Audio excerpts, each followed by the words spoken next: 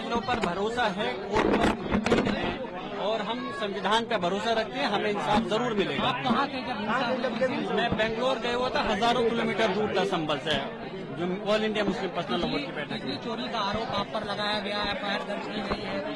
सिर्फ झूठी रिपोर्ट दर्ज कर करके जो किया गया 10 किलोवाट का मेरे पर वो लगा हुआ था। मुझे अफसोस है कि एक सांसद जनप्रतिनिधि होने के नाते मैं अपनी सफाई दूं कि मैं लाइट ईमानदारी से चला रहा था, तो अफसोस है। ये चीज मैं बिल्कुल अपनी जगह सही हूँ और आने वाले वक्त में मैं साबित करूंगा कि ये मुकदमा मेरे खिलाफ झूठा है। आखिरी सवाल किया भाई मस्जिद के सामने, इस पर आपका एकदम गलत है पुलिस चौकी बनना, क्योंकि अभी हमारी बोल चुके हैं, हमारे प्रसाद हो गई बोल चुके हैं, वहाँ पर जो पुलिस चौकी बननी है वो व्यक्ति जगह है, व्यक्ति की पर्सनल जगह है, उन्होंने वक्त की है, इसमें गलत है। कि जो घटना हुई है यकीनन उससे सिर्फ संभल नहीं पूरा प्रदेश और देश शर्मसार हुआ है।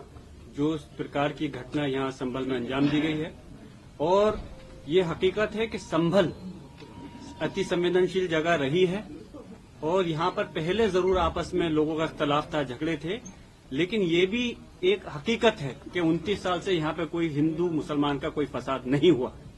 लोग सुकून से रह रहे हैं। इस सुकून को आग लगाई गई है और ये भी सच है हमारे 5 लोगों की जान ली गई है।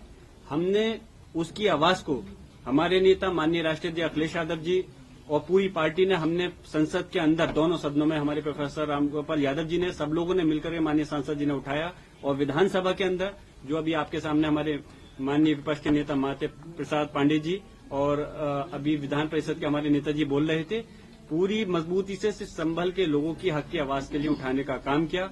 हम लोग सिर्फ यह चाहते हैं, अफसोस इस बात का है कि हमारी लोगों की हत्या हुई और हमारे लोग ही के खिलाफ मुकदमा दर्ज किया गया।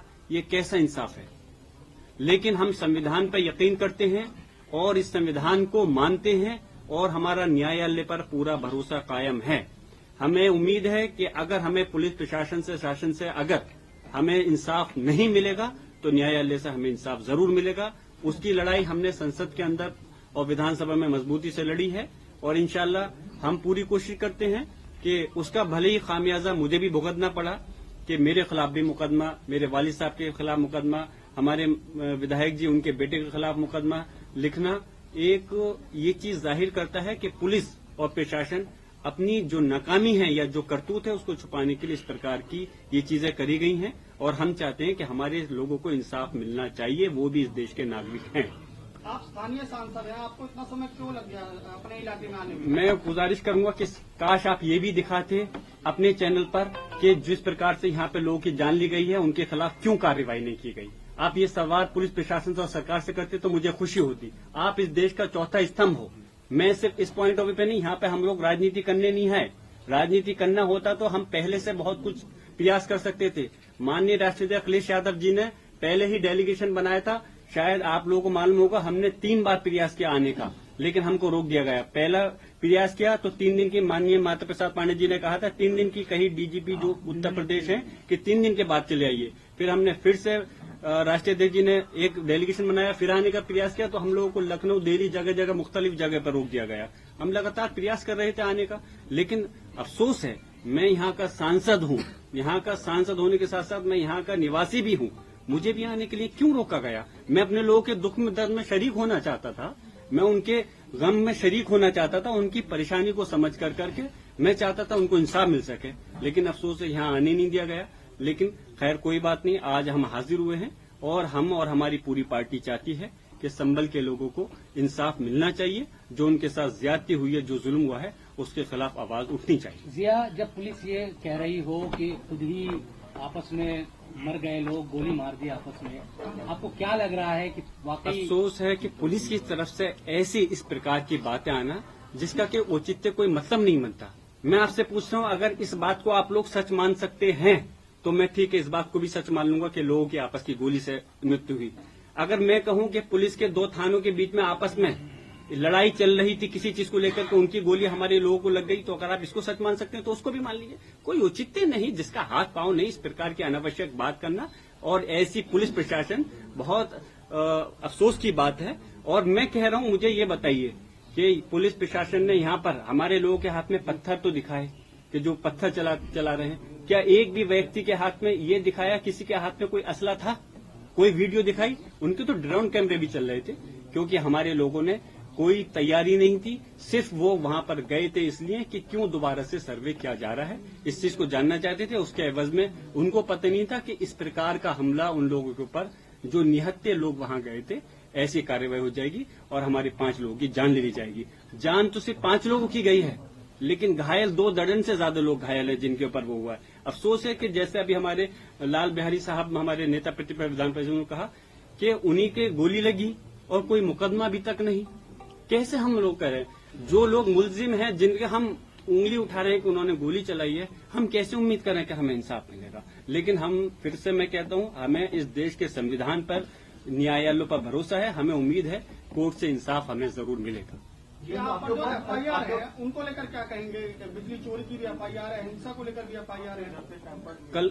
कल को ये भी कह सकते हैं कि पुलिस का डंडा खो गया तो उन्होंने सांसद जी ने चुरा लिया। कल को ये भी कह सकते हैं कि क्या कहते हैं, मीडिया का कोई कैमरा चोरी हो गया तो सांसद जी ने चुरा लिया। इन लोगों से कोई भी ये सिर्फ और सिर्फ इस प्रकार के जो काम कर रहे हैं, अपनी नाकामी को छुपाने के लिए इस टाइप की चीजों कर रहे हैं। अफसोस है, मैं पूछना चाहता हूं, मैं यहाँ का नागरिक होने के साथ साथ सांसद हूं, इस जनता का प्रतिनिधि हूं। अगर जनता ने मुझे चुन करके भेजा है, अगर मैं उन पर हो रहे जुल्म की आवाज मैं नहीं उठाऊंगा तो कौन उठाएगा? मेरा मकसद ये नहीं है कि सिर्फ मेरे लोगों पर जुल्म हो और मैं इनसे, पुलिस प्रशासन से सौदा करके मैं खामोश बैठ जाऊं। मेरा फर्ज बनता है, लोगों ने मुझे जो वोट दिया है इसलिए दिया है कि मैं उनके गम में, दुख में शरीक हो सकूं, उनके ऊपर हो रही परेशानियों के लिए आगे उनकी मदद कर सकूं।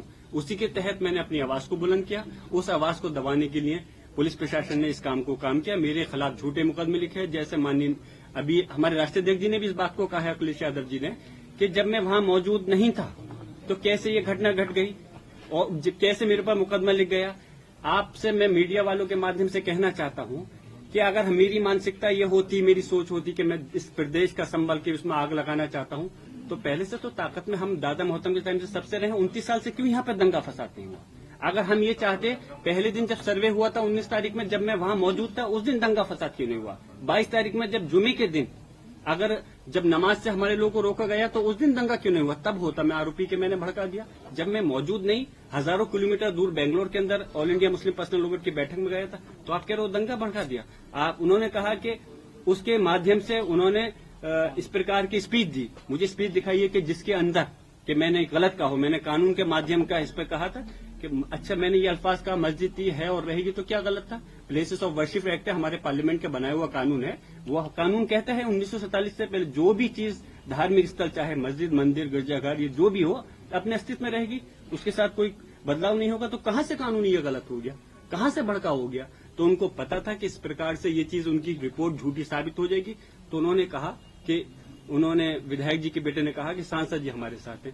तो क्या बात कर रहे हो? जब वो खुद मौजूद नहीं, उनके विधायक जी के बेटे भी, तो इस प्रकार की अनावश्यक रिपोर्ट दर्ज करने से क्या साबित करना चाहते हो? कल को आदमी ये कहने लगे कि फला मंत्री या फला राष्ट्रीय अध्यक्ष किसी पार्टी के वहां थे, उनके खिलाफ भी मुकदमा दर्ज करोगे? मैं यही कहता हूं, आप लोग चौथा स्तंभ हैं इस देश का। लोग विश्वास आप मीडिया पे अभी करते हैं, लेकिन जिस प्रकार की कुछ रिपोर्ट है, कुछ गिनती के चैनलों ने संभल की जनता को बदनाम कर करके उनको विलन बनाया और सिर्फ पुलिस प्रशासन को हीरो बनाने का काम किया, ये गलत है। पुलिस प्रशासन अपनी टीआरपी बनाने के लिए तरह तरह की बातें अपनी पलटता रहा है। पुलिस प्रशासन ने तो ये भी कहा था गोली हमने नहीं चलाई है। क्या आप लोगों ने वीडियो नहीं देखी थी गोली चली है? तो इसलिए मैं ये कहता हूं कि आपसे मेरी गुजारिश है कि आपके चैनलों के माध्यम से भी हम लोगों के हक और इंसाफ की आवाज उठाइए। आप भी ये मत सोचिए सिर्फ मीडिया के लोग हैं, आप भी नागरिक हैं, आप भी किसी न किसी परिवार से जुड़े हुए हैं। और मीडिया के लोगों के साथ में कितनी ज्यादती हुई है, राष्ट्रीय अध्यक्ष जी ने कहा, आप लोग भी तो वाकिफ हैं।